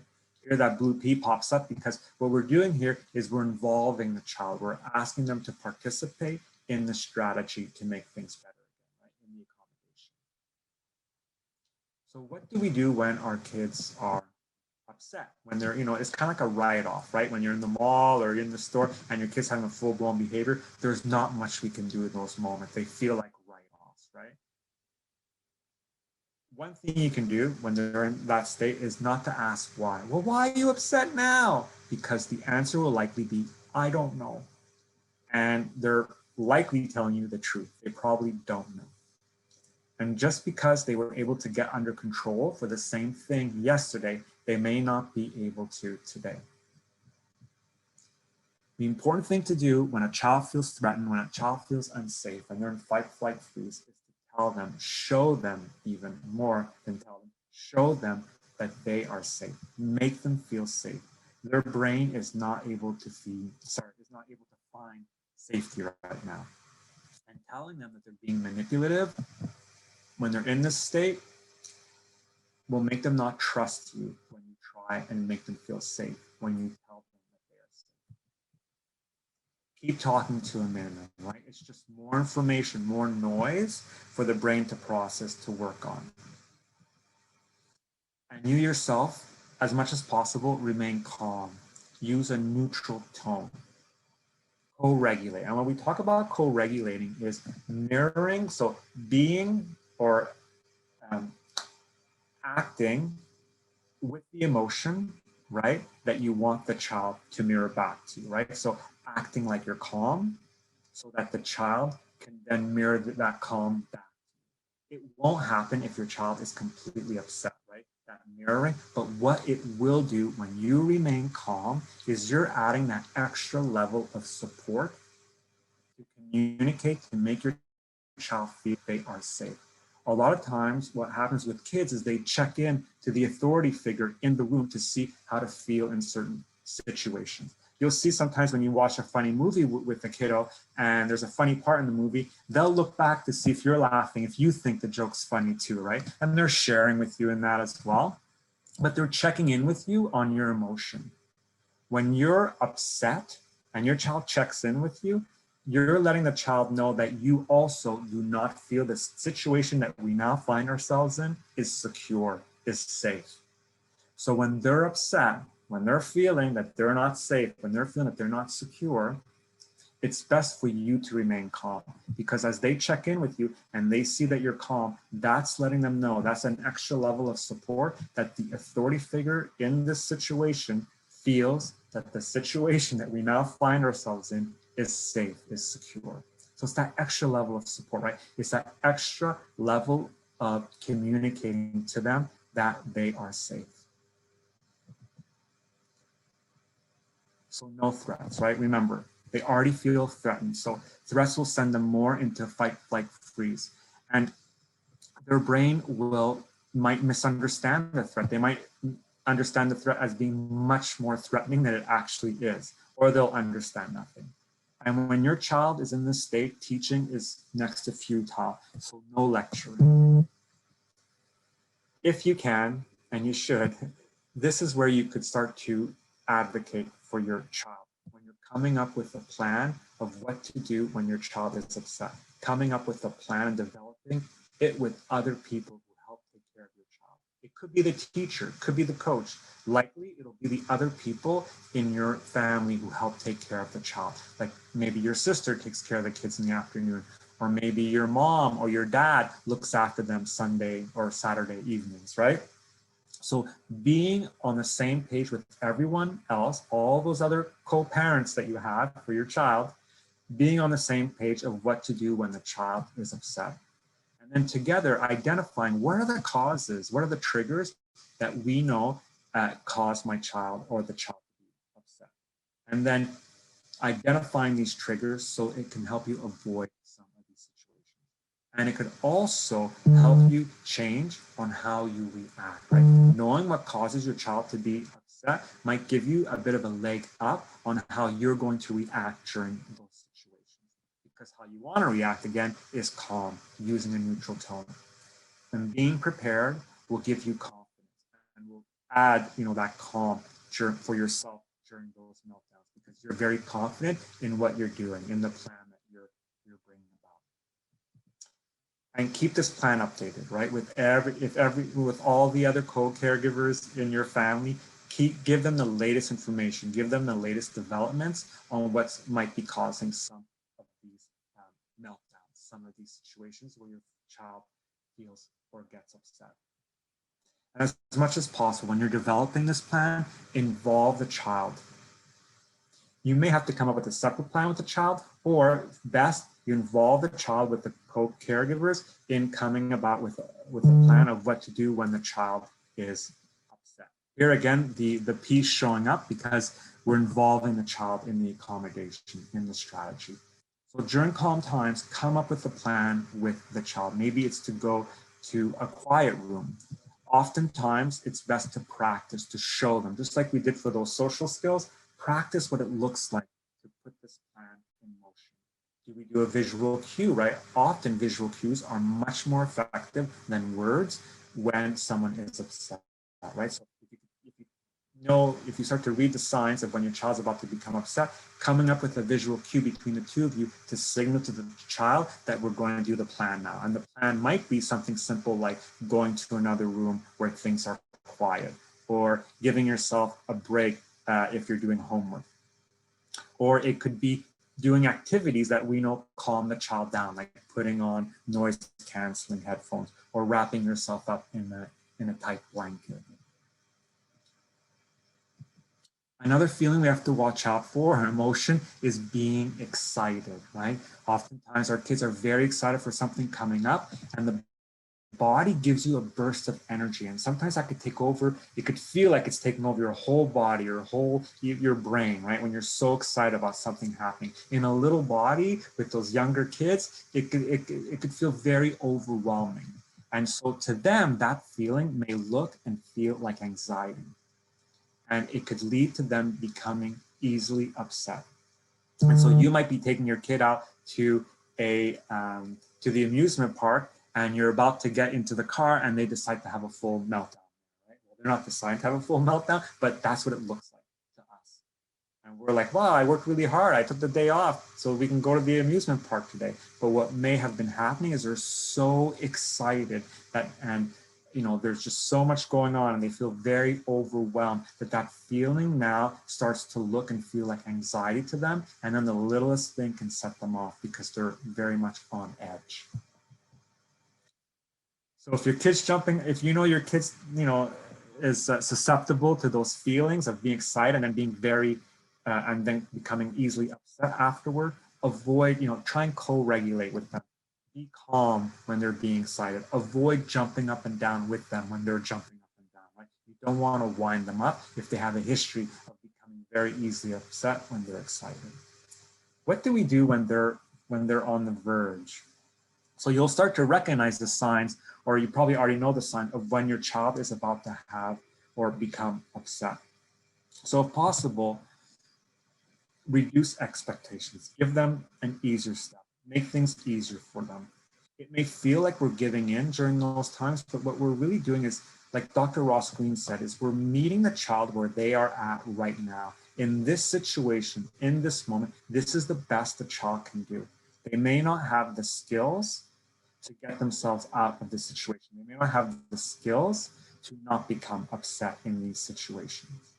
So if we meet the child where they're at right now and we reduce the expectation, we give them an easier step, we give them an out, we're meeting them where they are right now, and we're also building in self-regulation by exposing them to many different experiences where situations de-escalated before things got worse.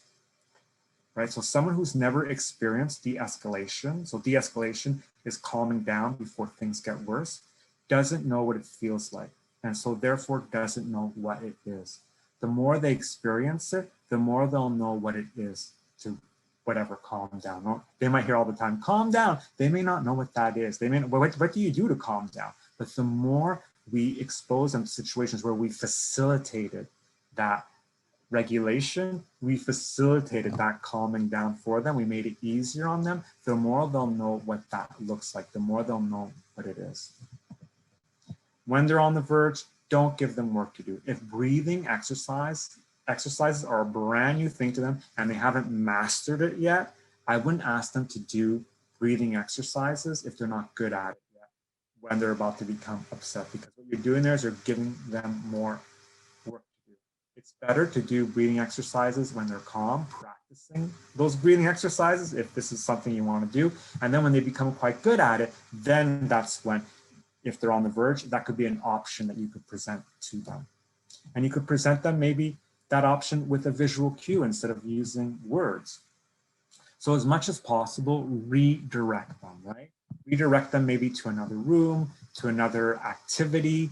Some great tools to calm down can also be tools to support sensory processing. So for example, like I said before, rolling up tight in a blanket, using those noise canceling headphones. A really good cue that you could do, a visual cue, is maybe giving them a picture instead of words. If they're about to become upset, you practice this beforehand with them of what to do when they're about to become upset, so it's not a surprise to them. But what you do is you present them as a visual cue with a picture of different options, of different things, different activities they can do that both of you have discussed that are known to calm them down.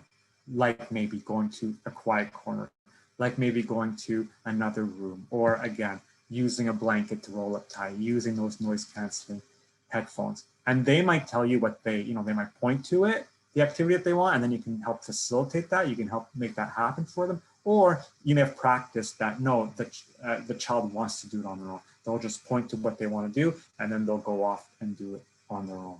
It depends what you work out with the child in the plan, but make sure you practice it, right? So that you both know what it looks like.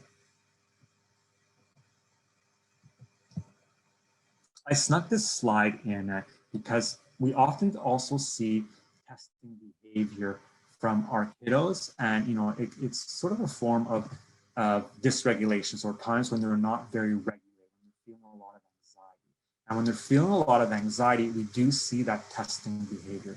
Nathan Ori has the great quote. He says, testing is often certainty-seeking behavior.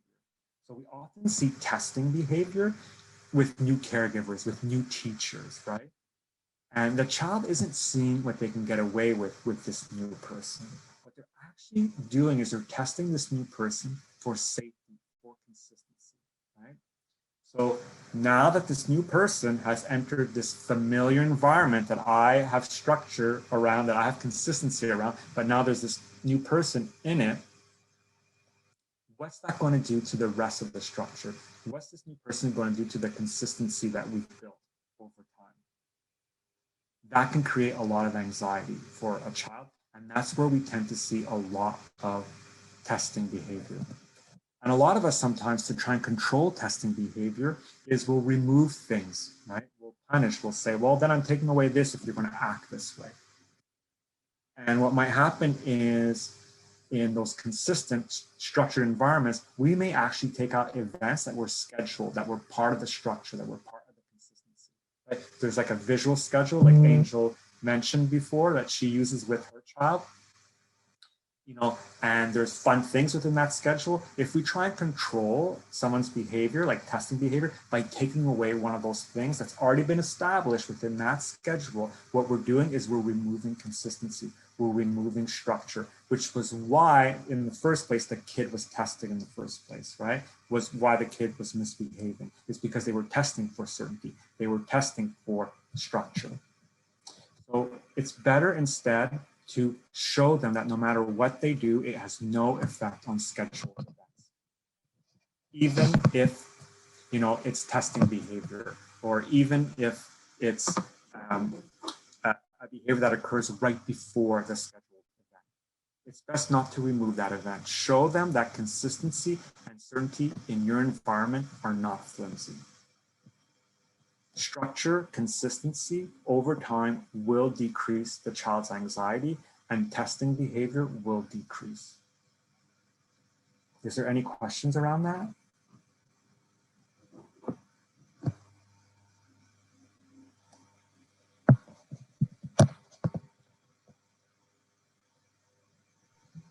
Nothing on the chat. No? Okay.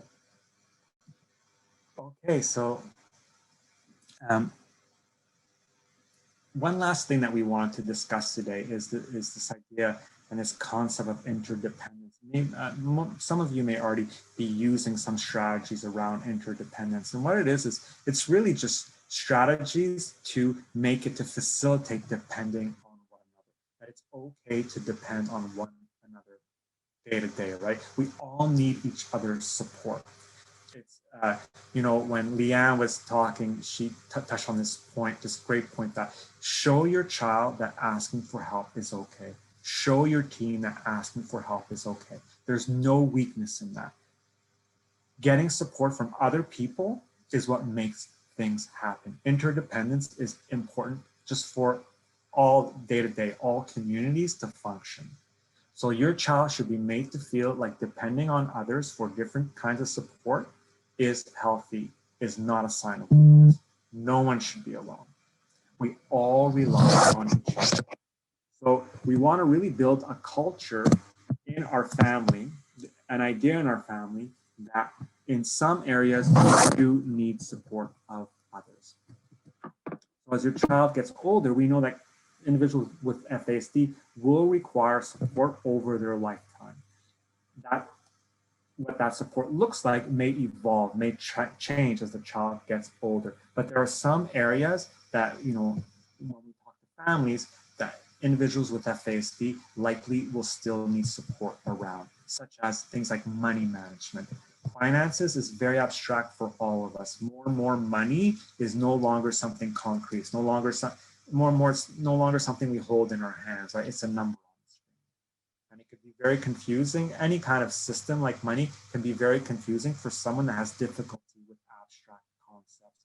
So your child, as they get older, may require ongoing support with their finances, also with maintaining their job, with maintaining responsibilities. They might need help with housing and also life transitions. So what we recommend is starting a circle of support and putting a circle of support in place as early as possible. What a circle of support is, it's a group of people to help support your child or your youth during decisions about their life. And of course, members should know your child or youth and care about them. That's a given. Friends, family, professionals can all be invited to this group. It's also important to involve people who can help make things happen.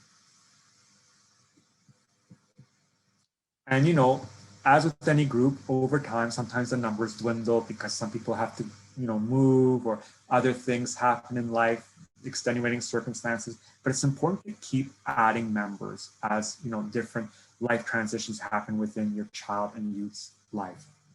So some members may change, but add people for upcoming changes. Add people for issues you know or you can forecast are likely going to come up in your child's life. And here we're involving our child, our youth in the accommodation, in the strategy. Your youth should be able to meet with their circle of support as friends. And this group should help them to sort things out that may be worrying your youth. So your youth should feel very comfortable bringing any kind of issues that are stressing them, that they need support with in their day-to-day. And this should be a positive experience, right? This isn't like that TV show Intervention where a group of people sit their loved one down and tell them everything wrong that's going on. We're not talking about everything wrong that's going on. What we're doing is we're talking about their strengths. We're talking about, you know, some opportunities that might be coming up. We're helping them, we're supporting them with some of the issues that might be worrying them. We're always building self-image because as a kiddo grows with FASD, as they become a teenager, in some environments outside the home, they may be hearing repeatedly that they're doing something wrong. They may be hearing repeatedly that they're not working hard enough. And we know that's not true. They may be hearing repeatedly that they're lazy. We know that's not true. But they might be hearing these things, or they might be made to feel these things, right? And that builds up over time. And that self-image, that self-confidence takes a beating. And when you don't have confidence, you're less likely to be motivated to try new things. You're less likely to be motivated to put yourself out there. This circle of support needs to rebuild that confidence in your child, in your youth, right? We want them to be motivated to try new things, to put themselves out there again, and we'll help support them along the way with that. So confidence level will be reflected in your youth's effort level. Any questions? None in the chat. Okay, so I know that we had some technical difficulties today, and thank you so much for sticking with us and not giving up on us as we tried to iron some of the kinks out using Zoom today. We do have a second activity that we'd love to do. Mariana, do you think we can do the breakout rooms? Is that a possibility, or should we just stick as a big group right now? Is that best? I think in the interest of time, it might be better to do it as a big group. We're closing at 3:15. Yeah, thanks everybody for the patience. So we are, I think, a group of 19 or 20 people, so that's totally doable. So let's do the second activity all together, okay? So the second activity is called We Are Detectives Part 2, in keeping, in line with this motif or this theme that we've had around being a detective, right? Always looking for some of the causes of what might be happening, and then always looking for some of the things that might help with some of these strategies, with some of these problems. Pardon me. So let's think back to our earlier scenario of Amy. I'll put up her slide in a minute. So what I want to do in the second activity is to sort of consider, of those bullet points that we were looking at before, and I'll put them back up on the screen. Is there anything that you think might be a strength? Is there anything that you feel might be something that would help her with some of her challenges? Is there an interest that we can maybe develop into a strength that might be able to help with some of the challenges that the family is experiencing? And then last, we'll think about and talk about, are there accommodations that you've tried at home that might work for Amy's family, or accommodations that you've heard about today that might help, right? That might improve or help prevent some of these difficulties that this family is experiencing. Okay, so Amy is 8 years old, just to remind you, and when her mom asks her to do something, she says no. And when her mom takes her by the hand to make her follow through on an instruction, like brush your teeth, Amy screams and cries and runs to her room and slams the door. At school, she fidgets in her chair and sometimes walks around. Other times, she doodles while the other students are working. Her drawings can be quite good, and she can tell you big, imaginative stories around her drawings. Both her parents are concerned, though, because sometimes Amy might storytell or make up events when they ask her about her day. After school, she wants to use the computer to watch YouTube videos of people making crafts and drawings. She can be messy when making crafts. She screams when her parents don't let her. But when they do go outdoors, she does enjoy hiking, camping, and other physical activities, but will scream and cry if her parents say something encouraging or compliment her older brother. Her parents are exhausted, as Amy has started to hit and yell at her brother whenever he interacts with mom and dad. Someone pointed out before that, these kinds of things happen in every family. These kinds of challenges happen with almost every kid. But with a child with FASD, they happen much more frequently, and they can happen with much more intensity. So I'm going to throw it back to you guys.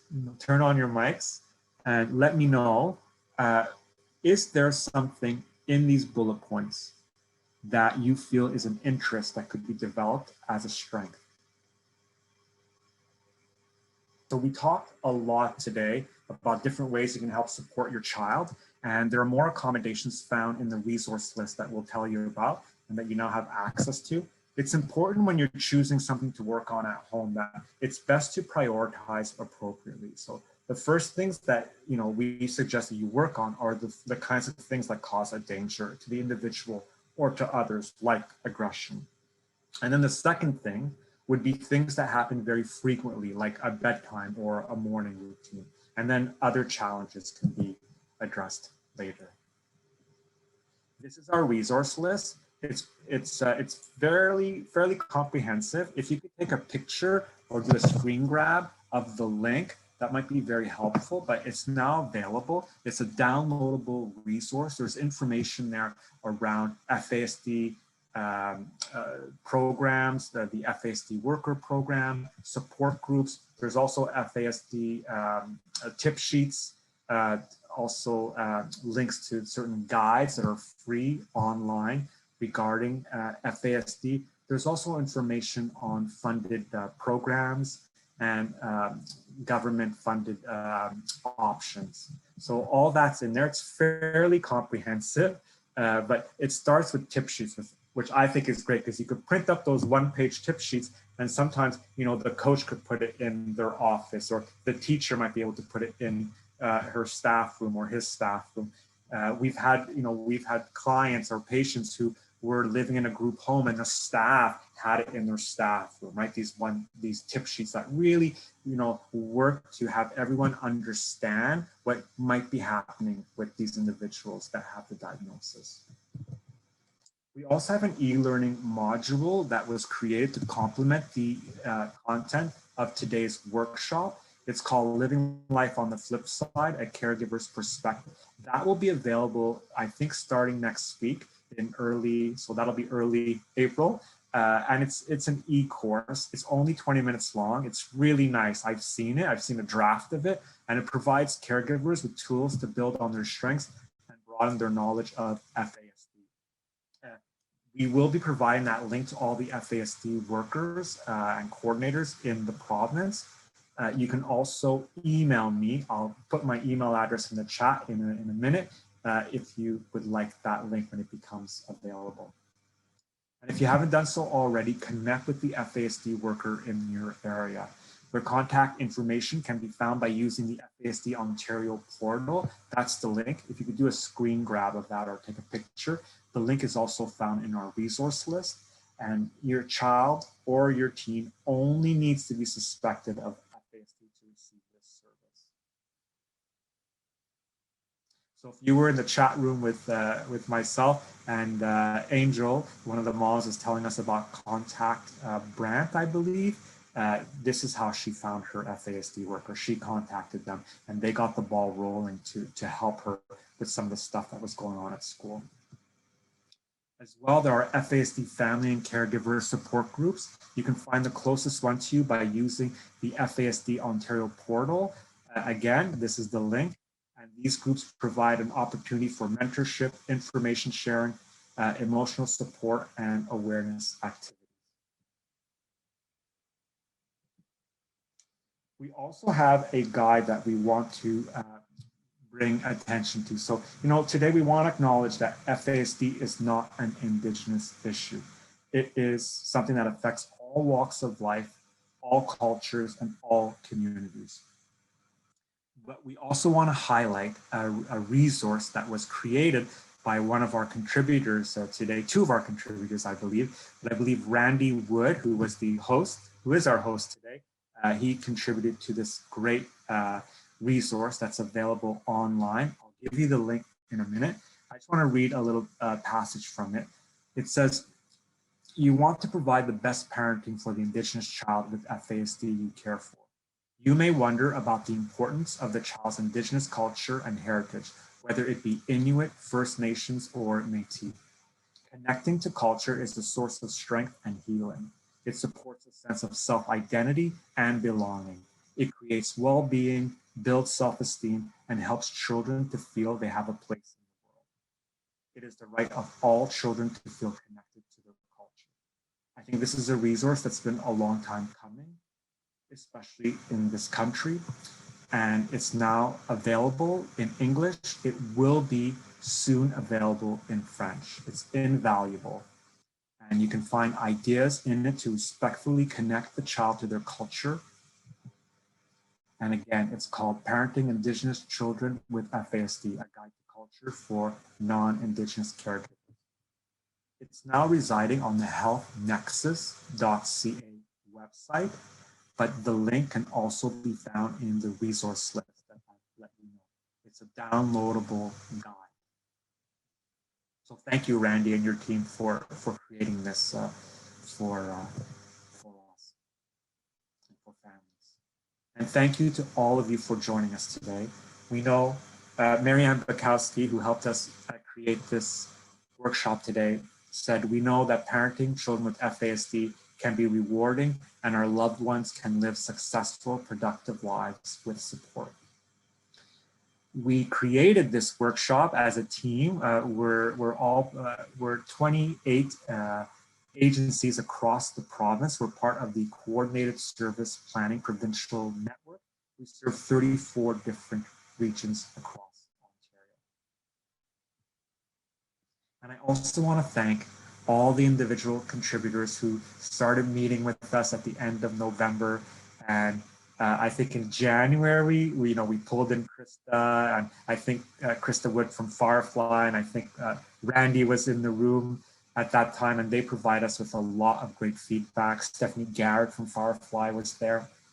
So we got some great contributions, and Everyone helped so much in putting together today's workshop very, very quickly. We also have our web producer, Mariana, who has been also instrumental in making these presentations available, and Ayana Dimitris, who is our project coordinator. She's sort of the backbone of the whole project, and she's been doing all the heavy lifting. So thank you, Ayana. Also, thank you to the sponsor of our workshop, the Ontario Ministry of Children, Community and Social Services, whose funding made this workshop possible. Thank you, Eric. Just wanted to say thanks to all the presenters that were here today. And also a very big thanks and miigwech to all our parents and people that are interested in hearing about FASD and assisting a lot of our kids. Real big thanks to everyone. That's pretty much it for the webinar. Your feedback is important to us. So we want to hear about your experience in today's presentation. So very soon you'll receive a brief survey to the email you used to register for today's event. We'd really love for you to fill it out. And again, a big thank you for everyone for joining us. And on behalf of everyone in the Coordinated Service Planning Provincial Network, we wish you a very, very, very good day. Thank you. Bye-bye.